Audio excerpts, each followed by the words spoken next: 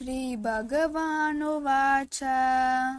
असोश्चानन्वसोचस्त्वं यज्ञावादां च भाषसे गदासून गदासूं च नानुशोचन्ति பண்டிதாः. ஸ்ரீ பகவான் கூறுகிறார், நீ துக்கப்படத்தகாத மனிதர்களின் பொருட்டு வருந்துகிறாய், மேலும் பண்டிதர்களைப் போன்று பேசுகிறாய். ஆனால் உயிர் போனவர்களுக்காகவும் உயிர் போகாதவர்களுக்காகவும் பண்டிதர்கள் வருந்துவதில்லை. நத்வேவாஹம் ஜாதுநாசம் நத்வம் நேமே ஜனாதி பாஹ அச்சைவ ந பவிஷ்யாமஹ சர்வே வயமதః பரம்.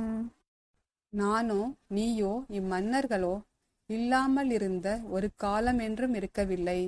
எதிர்காலத்திலும் நம்மில் எவரும் இல்லாமல் இருக்கவும் போவதில்லை. தேஹினோஸ்மின் யதா தேஹே கௌமாரம் யௌவனம் ஜரா ததா தேஹாந்த்ர ப்ராப்திஹி தீரஸ்தத்ர ந முஹ்யதி. உடல் பெற்ற ஆத்மா சிறு வயதிலிருந்து இளமைக்கும் இளமையிலிருந்து முதுமைக்கும் மாறுவது போலவே மரணத்தின் போது வேறு உடலுக்கு மாறுகின்றது. தன்னை உணர்ந்த ஆத்மா இது போன்ற மாற்றத்தால் திகைப்பதில்லை. ஹரே கிருஷ்ணா.